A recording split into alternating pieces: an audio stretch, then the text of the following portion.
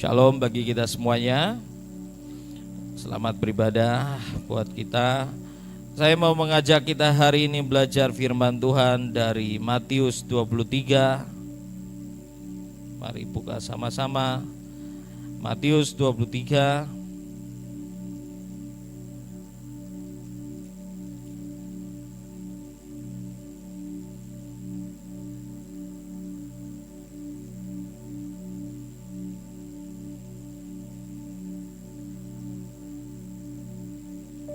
ayat 25 sampai 28. Matius 23 ayat 25 sampai ayat yang ke-28.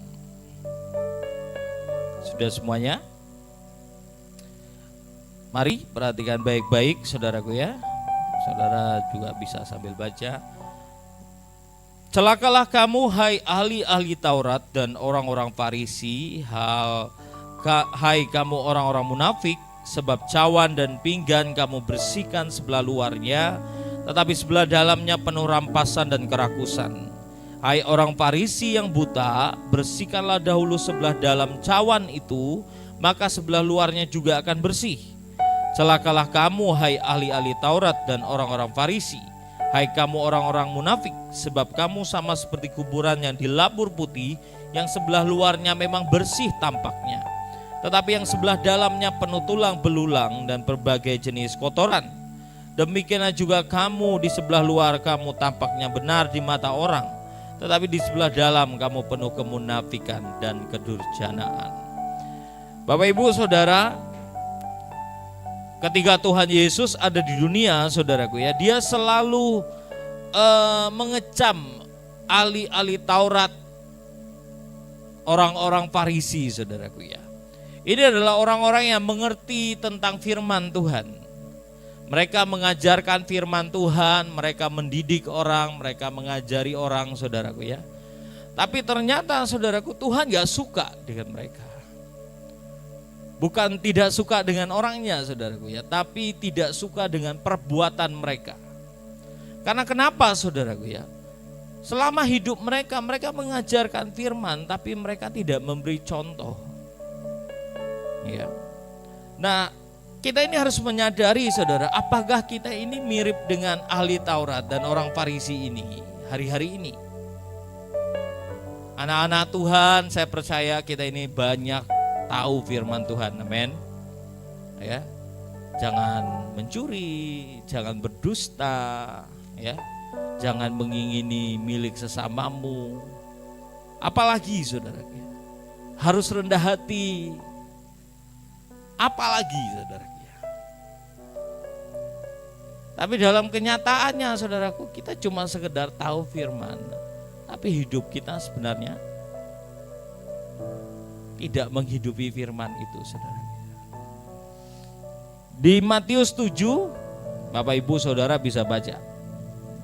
Di sana saudara menemukan Tuhan berkata bahwa di akhir zaman, di hari-hari terakhir, banyak orang akan berseru, Tuhan, Tuhan, bukankah aku sudah mengusir setan? Bukankah aku sudah bernubuat? Bukankah aku sudah menyembuhkan orang sakit? Banyak saudara, mungkin ya kalau Alkitab ini tulis banyaklah jasa-jasa yang udah dia lakukan. Mungkin ada tambahannya, bukankah saya sudah pelayanan? Bukankah saya sudah melayani rumah singgah? Bukankah saya sudah ini, sudah itu, masuk ke penjara dan lain sebagainya, saudara. Pertanyaan saya, saudaraku, apakah pelayanan kita bisa nyelamatin kita? Ya. Kalau kita mau bicara di Matius 7 itu adalah orang-orang yang melayani Tuhan. Gak mungkin enggak. Mereka adalah orang-orang yang mengecap karunia Roh Kudus. Gak mungkin berbuat kalau Roh Kudus gak menguasai dia. Gak mungkin membuat mujizat kalau dia tidak dipenuhi oleh Roh. Kenapa saudara? Jawabannya karena orang tersebut tidak pernah melakukan apa yang Bapa kehendaki. Karunia boleh dimiliki semua orang, bisa bernubuat dan lain sebagainya, tapi itu pemberian. Karunia itu pemberian untuk melengkapi anak-anak Tuhan. Tapi yang menentukan engkau ke sorga, menerima apa nanti setelah kita selesai di dunia, itu apa? Apa saudara? Ada yang tahu? Biar kita belajar sama-sama. Buka Wahyu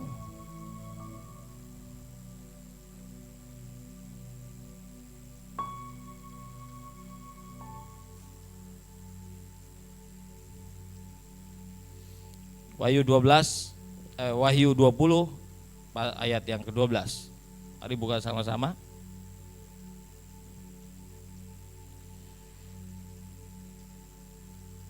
Wahyu 20 ayat 12.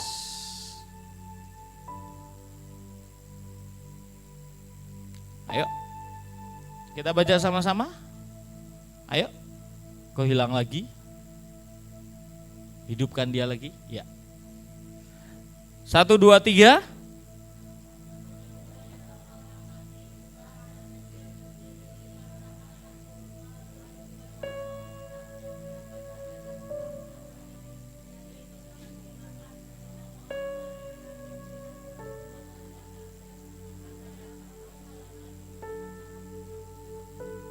Saudara bisa perhatikan? Ini di hari terakhir. Lihat ya. Dan aku melihat orang-orang mati, besar dan kecil. Jadi gak ada perbedaan nih, besar kecil semua akan dihakimi. Berdiri di depan tahta itu. Tahta apa ini? Tahta pengadilan. Dan dibuka semua kitab, dan juga sebuah kitab lain, yaitu kitab kehidupan. Dan orang-orang yang mati dihakimi menurut perbuatan mereka, berdasarkan apa yang ada tertulis di dalam kitab-kitab itu. Saya nggak usah bahasa kitab-kitab itu apa, yang di SOM udah saya ajarin. Kitab-kitab itu apa? Apa yang menentukan setiap orang dihakimi menurut apa? Perbuatannya. Ini bicara tentang apa? Buah hidup yang kita hasilkan itu apa? Dari itulah kita dihakimi. Paham? Jadi saudaraku, saudara ini harus ngerti, apa yang kita perbuat hari ini nanti kita akan pertanggungjawabkan di hadapan Tuhan. Amin. Oh, tapi Yesus sudah mati buat saya. Yes, Yesus sudah mati bagi setiap kita untuk kita menerima pengampunan dosa.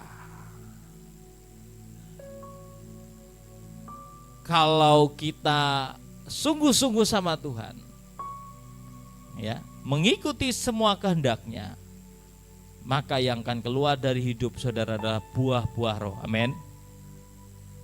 Dan itu yang Tuhan inginkan. Makanya Tuhan bilang, dalam hal inilah aku dipermuliakan, jikalau engkau berbuah lebat, berbuah banyak, kata Tuhan. Ketika Tuhan jalan-jalan melihat pohon ara yang tidak berbuah, Tuhan apa katakan? Mulai hari ini kau tidak akan berbuah lagi. Dan akhirnya apa yang terjadi sama pohon itu? Mati. Paham ya? Ada sebuah perumpamaan di tengah-tengah kebun anggur itu, saudaraku ya, ada satu pohon ara. Waktu sang pemilik kebun anggur datang, dia melihat, dia berkata, mana buahnya? Ketika dia melihat kok tidak ada buahnya, datanglah pengelola kebun itu dan berkata, Tuanku, izinkan saya untuk merawat dia.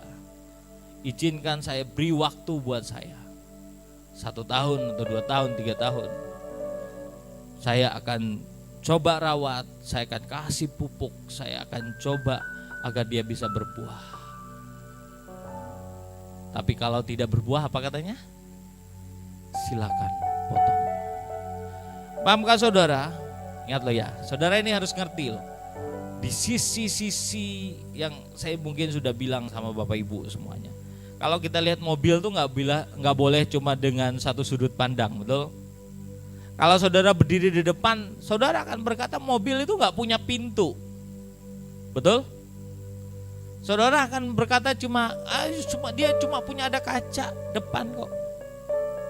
Dia cuma ada kap mobilnya.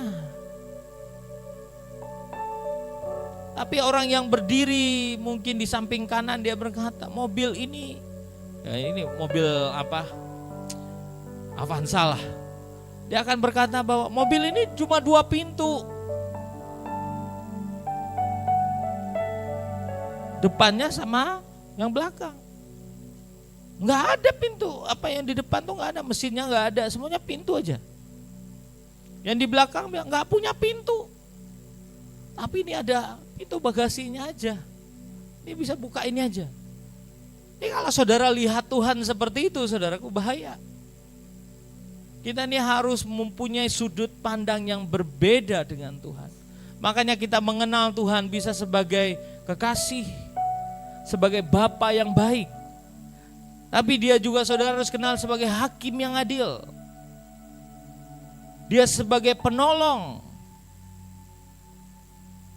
Dia bisa menjadi seorang orang tua buat kita. Dia juga Tuhan, tapi dia juga Raja.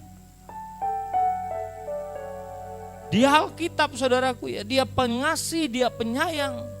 Tapi juga di Alkitab ada ditulis di Yohanes 15, dia adalah seorang pengusaha. Kalau pengusaha saudaraku ya, orientasi hidupnya apa? Uang lagi, nah, bukan uang, keuntungan. Mungkin saya nggak butuh uang, tapi saya butuh emas. Emas itu uang nggak? Enggak, bukan uang. Emas ya emas. Saya nggak terima uang. Saya pokoknya bayar pakai batangan, emas batangan. Ya terserah dia dong. Oh, kalau Tuhan pengusaha berarti dia mau mencari untung dari siapa? Dari setiap kita ciptaannya. Makanya saudaraku ya, hari ini Tuhan investasi apa dalam hidupmu? Bukankah semua yang ada di hidup kita hari ini hasil investasi Tuhan? Wajahmu, talentamu, kamu bisa nyanyi, kamu bisa nari, uangmu, hartamu, saudara.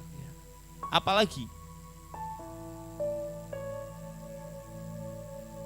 Bahkan apa yang kita kenakan hari ini, pakaian kita itu investasi Tuhan atas hidupmu. Ketika dia berinvestasi, apa yang dia mau? Untungnya buat dia apa?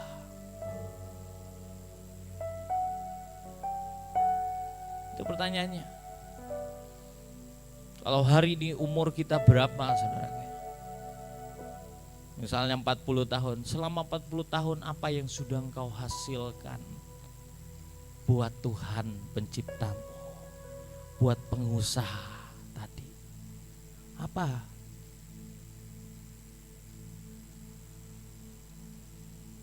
Jangan-jangan sepanjang umur hidup kita saudaraku ya, nggak ada keuntungan yang dihasilkan.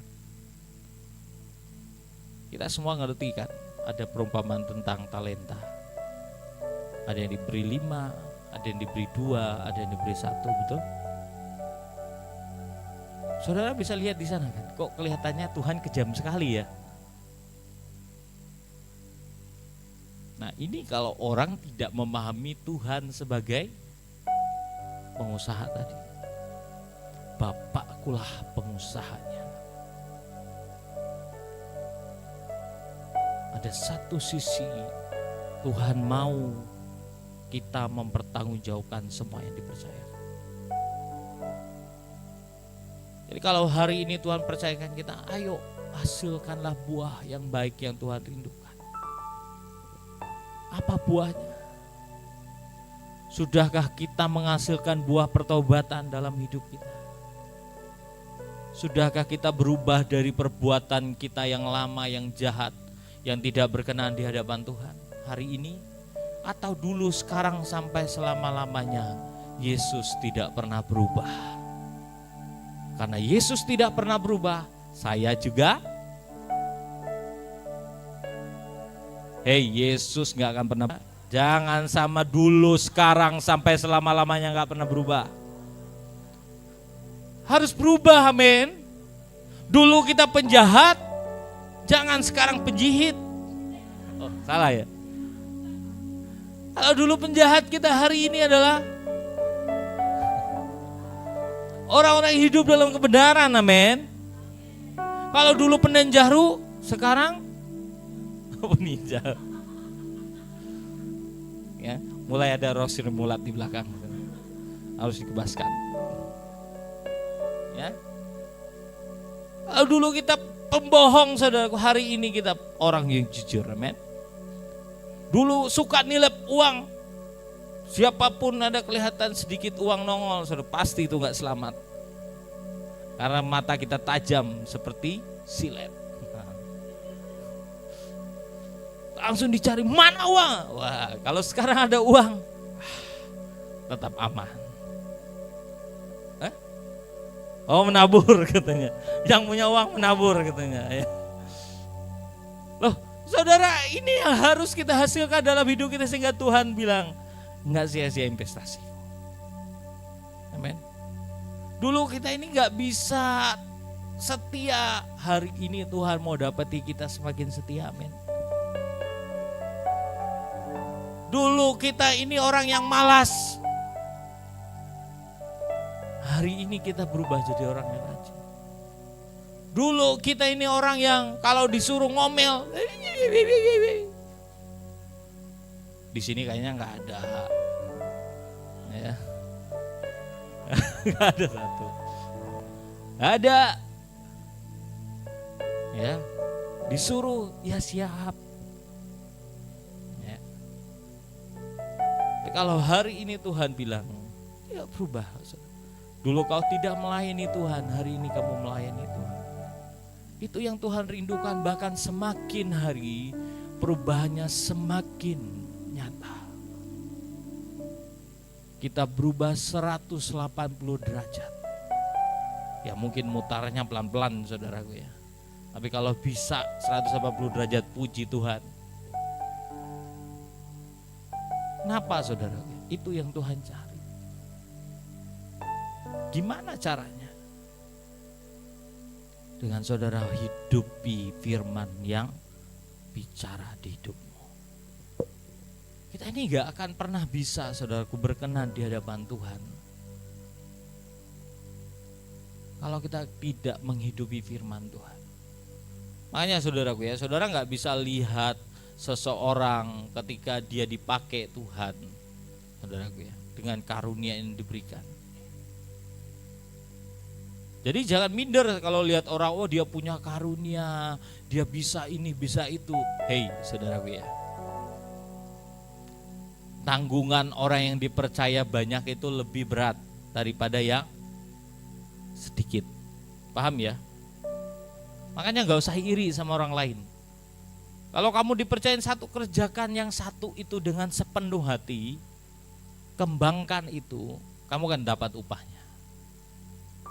Dulu saya nih berpikir loh saudaraku ya, wah hamba Tuhan ini dipakai luar biasa, sudah ganteng, istri cantik, pelayanannya besar, bisa bahasa, berapa bahasa saudaraku ya, waduh terkenal.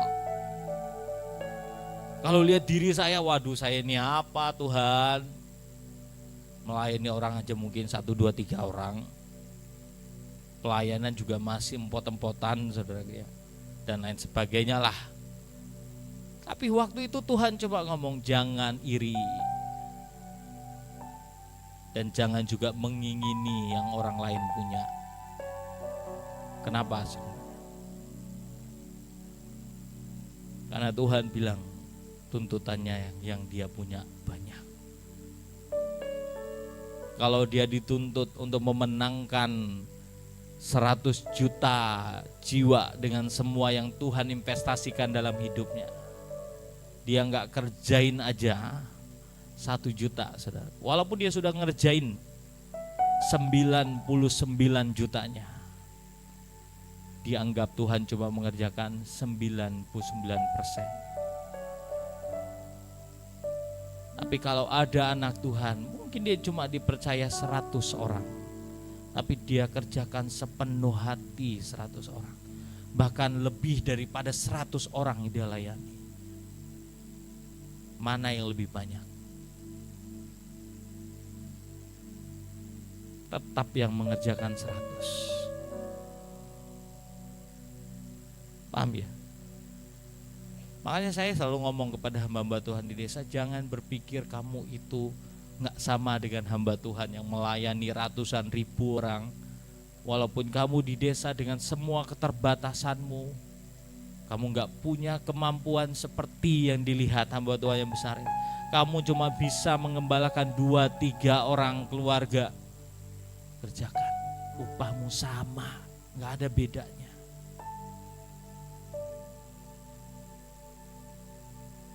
Kita juga sama, amin. Jangan saudara kira upah saya lebih besar dari upah saudara ya. Karena saya di sini khotbah, saya ini gembala di tempat ini. Sehingga saudara, aduh saya kepengen seperti Bapak Gembala. Hei, tuntutan saya lebih banyak daripada saudara. Makanya saya ini ngejar diri saya sendiri, saudara. Saya akan kerjakan apapun yang Tuhan kasih. Itu gak gampang. Saudara. Tapi kalau saudara, saya cuma taunya, saya nggak ngerti Pak Pendeta, saya cuma bisa, saya melayani apa yang saya bisa lah. Dan Tuhan bilang itu cukup, upah kita sama kok.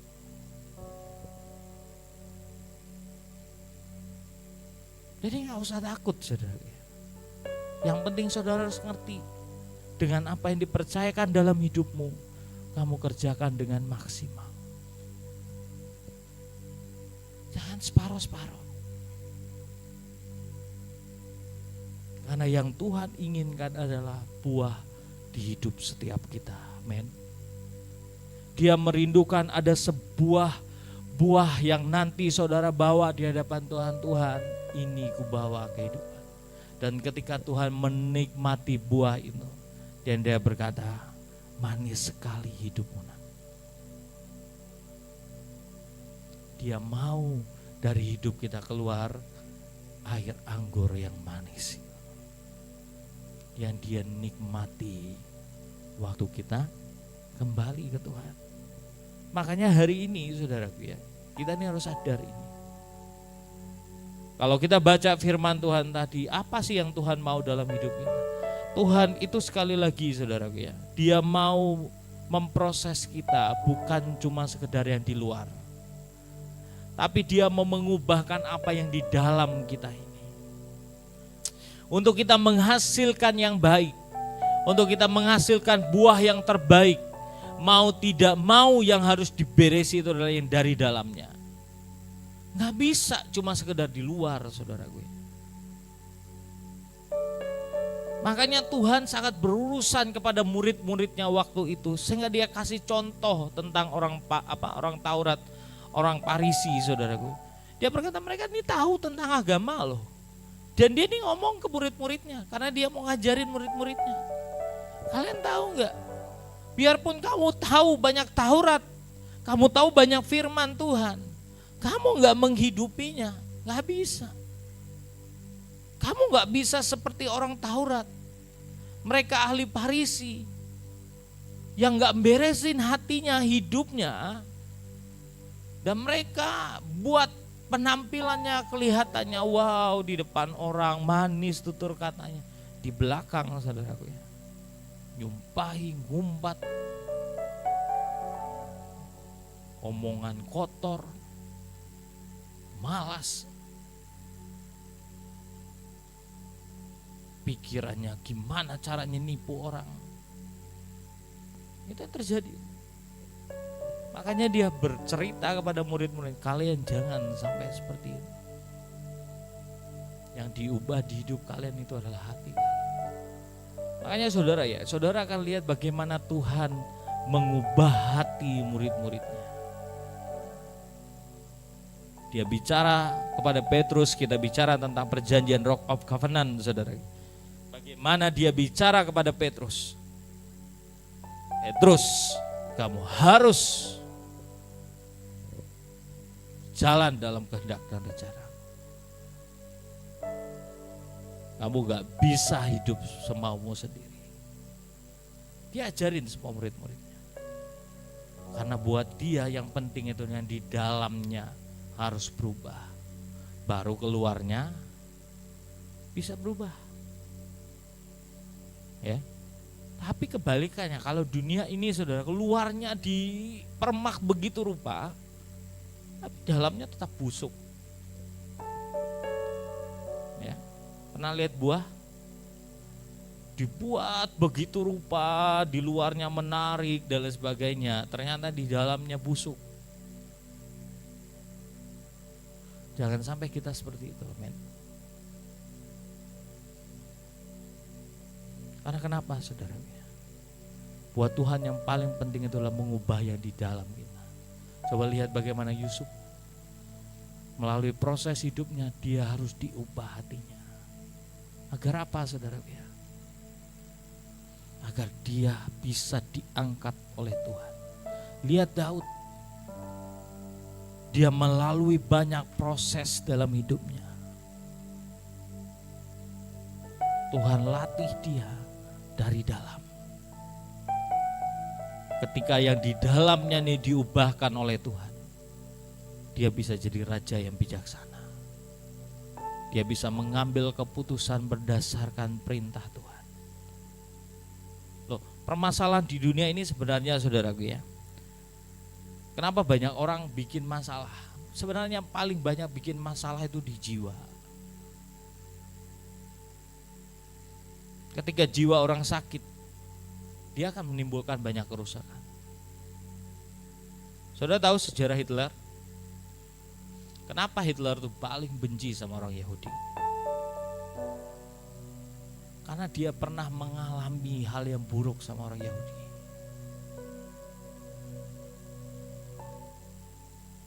Sehingga ada kemarahan di hidupnya. Dan ketika dia menggunakan berbagai cara sampai dia berkuasa, sehingga dia balas dendam sama orang Yahudi. Ini terjadi.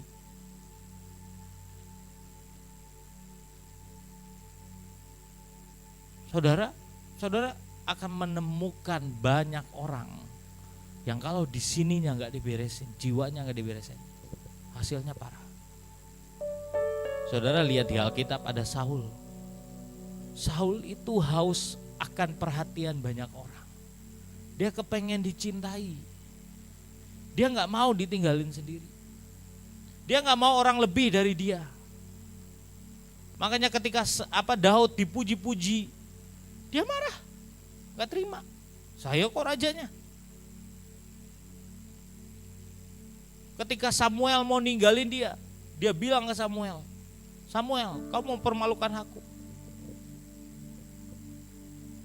Ayo sama-sama kita harus menghadap rakyat. Karena kenapa? Jiwanya sakit. Sehingga ujungnya cuma ada kemarahan di hidupnya. Yang akhirnya dia merusak banyak hal. Sehingga akhirnya roh Tuhan undur daripadanya. Dan dia akhirnya apa? Kehilangan apa yang harusnya dia terima. Yefta, kalau saudara baca tentang Yefta, Yefta itu diusir keluarganya karena dia lahir dari perempuan sundal. Akhirnya apa? Dia kumpul sama perampok. Dan waktu itu perang. Bangsa Israel lagi perang. Karena dia ini terkenal, saudaraku ya, kalangan perampok dan selalu buat kekacauan, dan orang bilang kita minta bantuan Yefta. Yefta, saudara. Kalau saudara baca Yefta waktu didatangi oleh para pemimpin Israel, dia bilang, kalau dulu kalian buang aku, kenapa sekarang datang kepadaku? Dia masih marah. Dan Yefta coba bilang, kalau kalian mau aku pimpin, kalian harus angkat aku jadi panglima kalian, dan kalian harus ikut apa yang aku mau. Ya. Karena apa? Kemarahan. Dia mau buktikan dirinya kepada orang-orang yang buang dia. Saudara, makanya ini perlu yang namanya kita memberesi hati kita, hidup kita. Amin. Karena kalau nggak beres nggak bisa. Akan terus ada yang namanya pertentangan demi pertentangan yang membuat saudara nggak bisa maksimal ikut Tuhan. Makanya saudaraku ya, di Alkitab dituliskan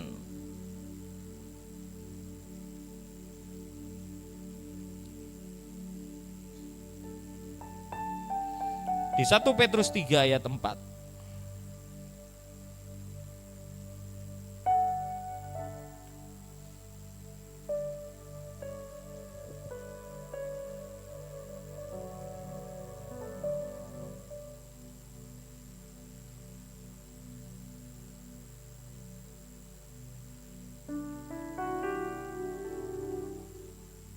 Satu Petrus 3 ayat 4.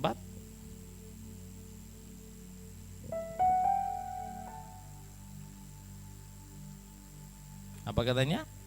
Tetapi perhiasanmu ialah manusia batiniah yang tersembunyi dengan perhiasan yang tidak binasa, yang berasal dari roh yang lemah lembut dan tentram, yang sangat berharga di mata Allah.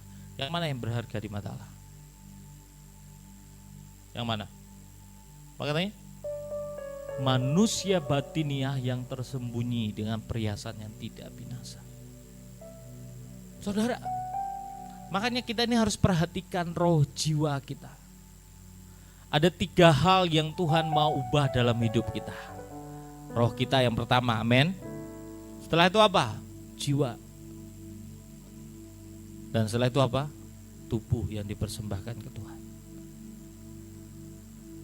Kenapa harus 3-3-nya? Makanya baptisan itu ada 3. Yang pertama ada yang namanya baptisan air.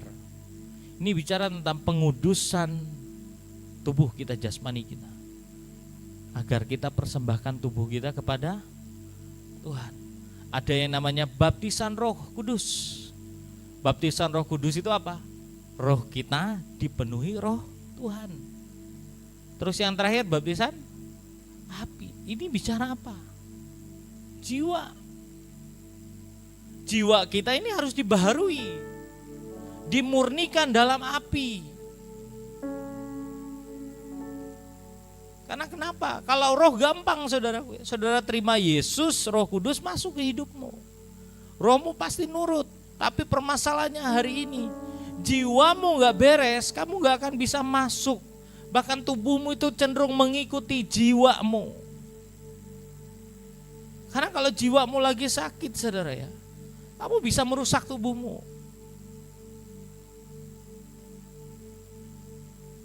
Jiwamu banyak pikiran, stres dan lain sebagainya, muncullah berbagai sakit penyakit. Makanya firman Tuhan, kalau saudara sakit apa? Hati yang gembira adalah obat. Kalau saudara tahu firman itu katakan bahwa hati yang gembira adalah obat, harusnya saudara harus apa? Bergembira, amin. Bersukacita. Tapi masalahnya kok banyak orang gak bergembira, bersukacita. Banyak pikiran, putus cinta, nangis, nyakitin diri.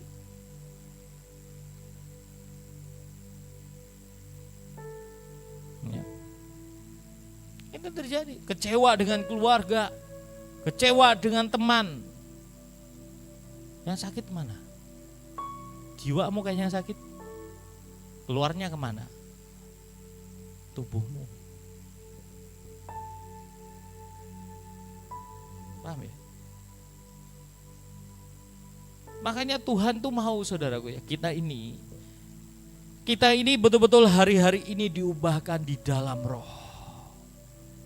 Makanya saudaraku ya, jiwa kita bisa berubah kalau saudara mengisi hidupmu, mengisi roh yang di dalam engkau. Ketika rohmu itu kuat saudaraku, dia akan bisa mengendalikan jiwamu. Kenapa banyak orang saudaraku ya, rohnya kalah sama jiwa? Kenapa? Jiwanya terlalu kuat. Sehingga ketika rohnya mau saudaraku ya, ayo bangkit, ayo bangun, nggak bisa. Makanya saudaraku ya, anak-anak Tuhan di tempat ini, bangun manusia rohmu, bangun agar engkau kuat sehingga engkau bisa memenangkan jiwamu. Amin. Gak bisa dengan usahamu sendiri untuk jiwa menentukan. Rohmu dulu. Saya sering kali lihat orang dilayani kesembuhan batin saudara. Yang sering kali ini wanita nih. Dia tahu firman-Nya loh saudara ya. Bahwa kalau dia gak mengampuni, maka dia juga tidak diampuni oleh Tuhan. Tahu kan firman-Nya? Tapi waktu doa dia punya sakit hati ya sama seseorang. Ayo kamu mengampuni.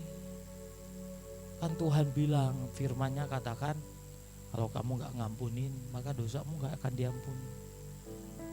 Ya tahu. Tapi Pak Gembala, dia udah nyakitin aku. Panjang ceritanya saudara. Dia mukulin aku waktu gini. Aduh sakit waktu itu dipukul. Panjang ceritanya. Makanya biasanya pelayanan kesembuhan batin itu bisa lama saudara ya. Itu baru satu orang. Kalau yang nyakitin dia ratusan orang saudara. Waduh gempor kayaknya yang melayani konselornya saudara ya. Nangisnya lama. Kalau cowok itu ya bersyukurlah, kalau saudara ya para pria ya. Kalau tahu firman, ya saya mau mengampuni, ya saya mau mengampuni, selesai. Karena wanita itu kayak mie katanya saudara. Tahu betul apa enggak tahu lah. Ya, wah kesana kemari. Kalau laki-laki itu udah lurus saja. Ya, saya udah lihat bapak-bapak bikin kalau istri buat kesalahan. Kalau suami buat kesalahan tinggal minta maaf sama istri langsung. Tapi kalau istri buat kesalahan, kesini dulu. Katanya sih, saya nggak tahu kenyataannya, saudaraku ya. Enggak kayak gitu ya? Oh enggak ya, puji Tuhan kayaknya. Karena itu hoak berarti ya. Ya. Loh, kenyataannya kayak gitu loh, saudara. Karena kenapa? Dia main jiwa. Makanya saudaraku ya, anak-anak Tuhan jangan main dengan jiwamu. Mainlah dengan Roh Kudus, Roh Tuhan atas hidup.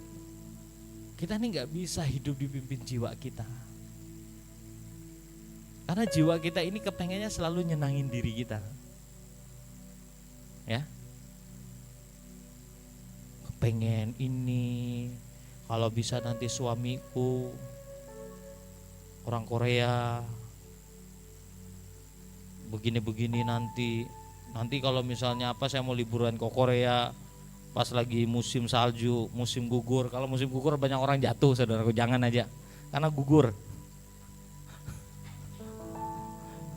Ya, kepengennya begini, betul nggak? Lihat handphone baru, pengen, betul? Padahal duit nggak ada, ente. Melihat lagi yang ini muncul, wah kepengen. Lihat motor baru, waduh kepengen.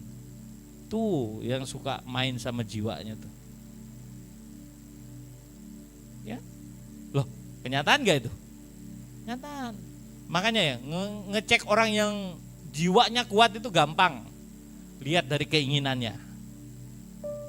Aku tuh gak bisa kalau makan gak begini begitu. Tuh tandanya. Tapi orang yang nggak main dengan jiwanya, aku apa aja, aku makan. Ditanya mau apa, terserah.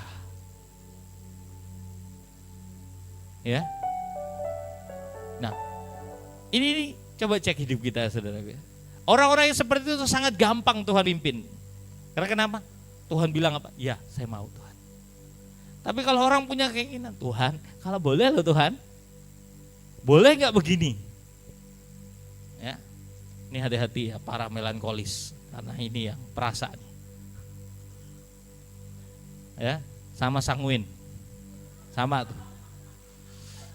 Yang nggak terlalu pakai perasaan itu orang-orang kolerik sama orang plekmatis. Paham ya? Itu jarang. Ya. Makanya saudaraku, ayo perhatiin. Makanya saya tuh sering ngecek orang, kalau saudaraku ya. Kalau sudah banyak keinginan, kalau misalnya dikasih sesuatu, bisa enggak ini, bisa enggak ini. Nah, itu tuh mulai. Harusnya kita belajar kayak gini, belajar sadar diri loh ya. Kalau jiwa kita ini dikuasai Tuhan, kita sudah latihan sama Tuhan. Kita akan selalu kalau misalnya orang, Pak, Bapak maunya apa? Kalau kamu udah terbiasa sama Tuhan, terserah Tuhan, aku ikut. Aku akan bilang terserah, saya ikut. Ya. Dan kalau orang mau dia memberikan sebuah pernyataan, kamu mau minta apa-apa? Enggak, saya nggak mau minta apa-apa. Itu tanda orang-orang yang dia menang dengan jiwanya. Jiwa itu kan tahu kan saudara? Jiwa itu apa? Pikiran, perasaan, dan kehendak. Itu jiwa. Kalau saudara banyak mikir, jiwa. Perasa, jiwa. Keinginan, jiwa. Paham ya? Ayo cek. Apakah pikiran, perasaan, kehendak kita hari ini sudah kita tundukkan kepada pikiran, perasaan, kehendak Kristus? Kalau belum, ayo saudara, minta Tuhan ubah. Saya ini sama orang yang banyak keinginan dulu, saudara. Kepengen ini, kepengen itu, saudara. Tapi sampai ujungnya, saudaraku, keinginan saya banyak yang nggak bisa saya capai, nggak ada. Dan sampai satu titik saya menyerah dengan semua keinginan saya, karena buat saya impossible. Sampai akhirnya saya cuma bilang sama Tuhan, Tuhan terserah Engkau Tuhan. Aku menyerahkan hidupku ke tangan. Hari ini bukan lagi keinginanku yang aku mau hidupi, tapi keinginan Tuhan. Terserah Tuhan kamu mau apa. Makanya sejak SMA saudaraku ya, saya akan berdoa, Tuhan setelah lulus SMA saya kuliah di mana. Ketika saya memilih pasangan hidup saya berdoa siapa orangnya Tuhan. Ketika saya bekerja, saya berdoa saya kerja di mana Tuhan. Ketika Tuhan bilang berhenti untuk melayani Tuhan, saya bilang ya Tuhan. Saya saudaraku melihat sampai hari ini saudaraku. Makanya kalau orang nanya Bapak punya keinginan apa? Keinginan saya cuma menyenangkan Raja saya, Tuhan saya. Gak ada yang lain. Bapak gak kepengen rumah, Bapak gak kepengen mobil dan lain sebagainya. Ada kepengen tapi tidak besar. Saudara, ini harus kita ajari dari hidup kita. Amin. Enggak gampang, memang enggak gampang saudara. Tapi itu yang Tuhan cari. Caranya untuk kita bisa menang, rohmu yang harus kuat. Amin. Kalau rohmu kuat, jiwamu akan bisa dikendalikan. Tapi kita ini terlalu banyak dari kecil saudaraku ya, jiwa kita dikasih makan. Sampai kegemukan. Paham ya? Bukan cuma tubuh aja yang bisa gemuk, jiwamu bisa gemuk. Makanya hati-hati orang tua yang anaknya suka dimanjai dengan semua keinginannya. Contoh yang paling sederhana lah, kalau saudara punya anak kecil, ya, atau anak saudara lah, kamu udah mulai, nak mau makan apa? Aku gak mau makan ikan, aku mau makannya Kentucky Fried Chicken, aku mau pizza.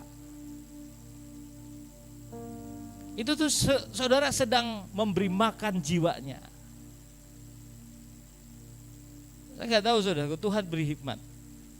Saudaraku, untuk anakmu yang kecil, kamu rasa jari, jangan beri keputusan buat dia memilih. Karena dia gak tahu yang terbaik buat hidupnya. Kamu yang harus kasih.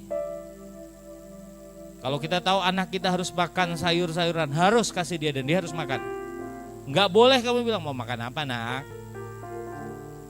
Karena dia gak tahu yang mana yang baik saudaraku ya.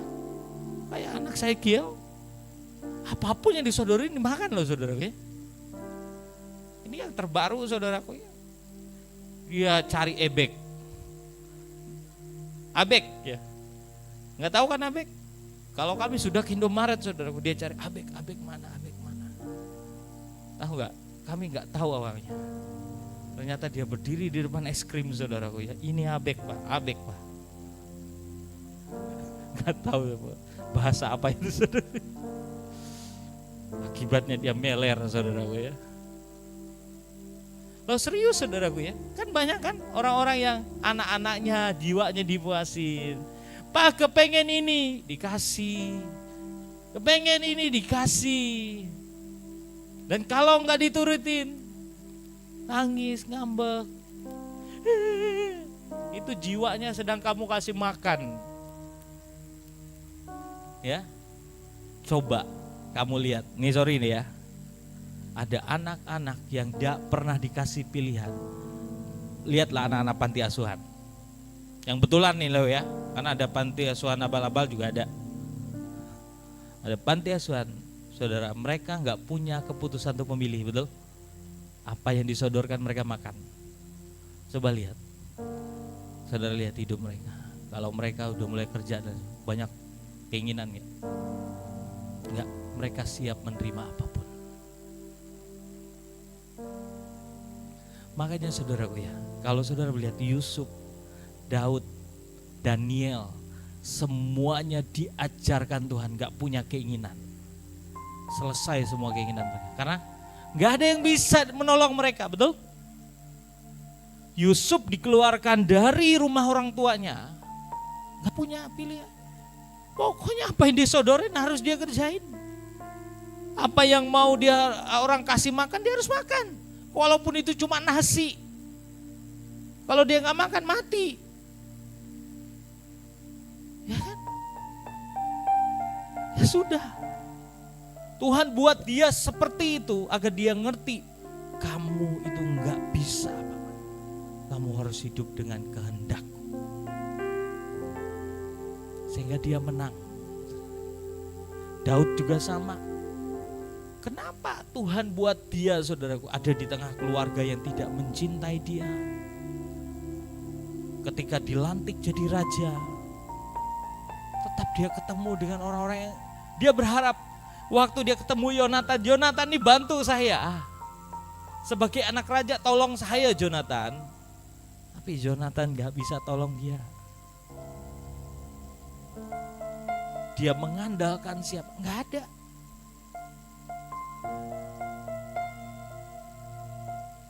Adakah keinginannya untuk merebut kekuasaan Saul? Gak ada. Kita lihat Daniel, Sadrak, Mesak, Abednego. Mereka adalah orang buangan. Dan mereka sadar diri, kita ini gak punya apa-apa. Membela diri gak bisa. Dan kita harus ikut apa yang Tuhan mau. Jadi percayalah saudara, kesulitan yang kamu hadapi hari ini, keterbatasan yang kamu miliki hari ini, apapun itu mengajarkan engkau agar jangan kau pernah puaskan jiwamu. Nabi, kamu bangun manusia rohmu, sehingga ketika kau bangun manusia rohmu, kamu akan melihat bagaimana Tuhan membuat jiwamu jadi menerima semua yang terbaik. Banyak orang itu kan tujuan hidupnya memuaskan jiwanya. Salah. Saudara itu harus puaskan keinginan Tuhan. Bangun rohmu. Nanti Tuhan yang akan memuaskan jiwamu.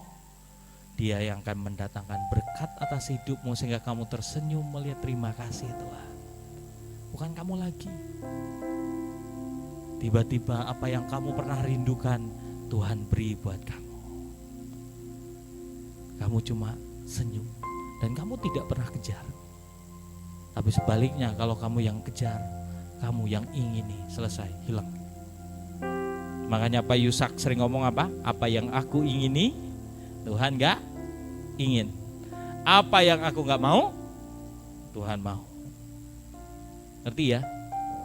Kenapa Tuhan buat seperti itu? Kalian tahu? Ada apa yang saya jelasin tadi? Kalian tahu? Kalian tahu? Gak tahu lagi nih. Berarti gak masuk nih apa yang saya sampaikan. Kalian tahu Bapak Ibu? Karena Tuhan gak mau Pak Yusak puasin jiwanya. Yang Tuhan mau dia puasin hati Tuhan. Sampai ujungnya dia gak punya keinginan. Keinginannya cuma nyenangin hati Tuhan. Tapi karena dia menyenangkan hati Tuhan, apa yang terjadi? Apa yang dia perlukan, butuhkan, Tuhan siapkan. Amin. Jadi Tuhan itu bukan Tuhan yang biarin saudara ya, sehingga saudara menderita seperti orang dunia dan akhirnya melarat. Tidak, kita ini anak-anak yang dikasihinya. Tidak pernah Tuhan biarkan saudara melarat. Yang membuat saudara melarat itu adalah jiwamu yang miskin. Paham ya? Kenapa saya bilang jiwa yang miskin? Orang yang miskin itu kan merasa kurang terus kan? Siapa yang di sini jiwanya selalu kurang? Kurang duit banyak, kurang tatih tayang. Siapa yang kurang? Karena jiwanya miskin. Kalau jiwa yang kaya, kasih sayang melimpah, betul? Terus apa lagi? Dikasih cuma ikan asin, tapi ikan asin apa sekarang ini mahal, saudara. Jangan ikan asin lah, ganti lah. Apa dan tempe masih standar. Cuma ada tempe dan nasi putih, kamu bilang terima kasih Tuhan, ini makanan terlezat yang saya nikmati. Itu artinya apa? Artinya apa? Hatimu limpah kan? Jiwamu kaya kan? Tapi ada orang yang duitnya banyak, tapi merasa apa? Kurang. Itu jiwanya miskin. Mau pilih yang mana?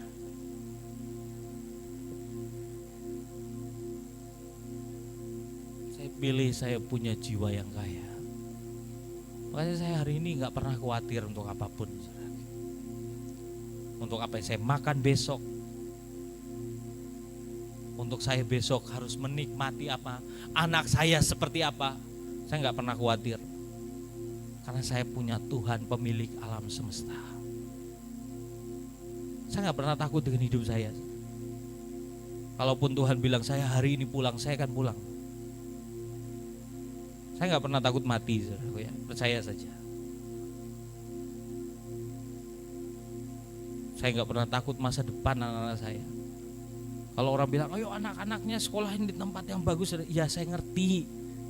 Tapi kalau saya gak punya kekuatan untuk nyekolahin anak saya gak tahu menguji diri saya sendiri. Kecuali Tuhan yang perintah. Gimana masa depan anak saya? Dia kepunyaan Tuhan. Saya gak pernah takut untuk masa depannya. Paham ya? Karena kenapa? Kita punya jiwa yang kaya. berlimpah, sembuh. Amin. Tapi kalau jiwa kita sakit, tahu ciri-ciri jiwa kita sakit? Selalu kurang. Betul? Kurang apa? Kurang kaya, kurang gak punya duit, terus selalu lihat wajahmu, aduh aku kurang cantik, saudaraku. Ya, makanya kalau bercermin itu jangan sama orang lain, jangan juga bercermin sama cermin. Bercerminlah dengan monyet. Paham? Bandingin sama monyet, mana yang lebih cantik? Ayo. Siapa yang lebih cantik? Monyet.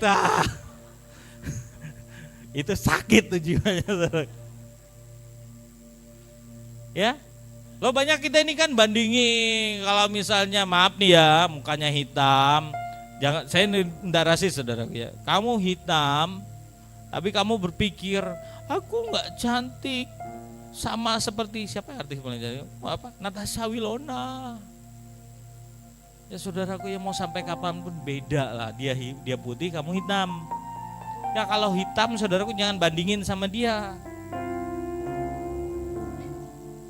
Ya, bandingin yang lebih hitam. Saya bersyukur Tuhan, ternyata saya yang merasa diri saya hitam, ternyata masih ada yang hitam legam. Ya, lo bersyukur kan, amin. Saya ini bersyukur sampai hari ini. Makanya saya melihat ada artis ganteng dan sebagainya, dia nggak seganteng saya. Saya diciptakan lebih ganteng dari dia. Menurut yang mana? Kalau menurut pasaran, saudara, dia mungkin lebih ganteng, betul? Tapi kalau saya tahu, wah ada yang bilang, orang tua saya, istri saya bilang, kamu yang paling ganteng Hani. Wah sudah cukup, lebih dari cukup saudara ya. Apalagi kalau Tuhan yang bilang, amin. Jadi gak usah banding-bandingin diri saudara ya. Amin. Sekali lagi, jiwa kita harus sehat. Ya, jangan yang di luar saudara permak begitu rupa. Nggak usah. Karena dunia ini mau lihat apa yang di dalam kita. Kita berkenan di hadapan Tuhan nih, yang di dalam kita ini harus beres. Makanya buat Tuhan yang paling penting dari hidupmu. Kalau kita ada di pelayanan ini, saudara dilatih bagaimana di dalam kita ini harus berubah. Makanya ada didikan di hidupmu. Bagaimana kamu harus berubah. Bicara tentang karakter, bicara tentang yang di dalammu ini semakin serupa dengan Kristus. Itu yang Tuhan mau. Amin. Dan kita harus punya jiwa yang kaya. Amin. Jangan jiwa yang miskin atau jiwa yang sakit. Miskin itu selalu kurang. Yang sakit itu selalu aduh. Selalu khawatir. Selalu nggak percaya. Itu sakit. Cek hidup kita. Sudahkah roh, jiwa dan tubuh kita sembuh? Bukankah firman Tuhan di 1 Tesalonika berkata apa? Hendaklah roh, jiwa dan tubuhmu, apa katanya? Tidak bercacat, tidak bercela menjelang kedatangan anak domba Allah. Jadi yang Tuhan mau, tubuhmu sehat, amin. Jadi kalau ada yang sakit hari ini, doa sungguh-sungguh agar tubuhmu sehat. Karena penyakit bukan dari Tuhan. Amin. Jiwamu harus sehat. Ayo beresin jiwa kita. Cara pikir yang salah diubahi. Kalau kamu ada kepahitan hari ini dengan siapapun, beresin. Kalau enggak, kamu akan merusak hidup. Bisa kepahitan sama orang tua, bisa kepahitan dengan teman, dengan siapapun, bereskan. Kalau kamu enggak beresin, dampaknya mengerikan.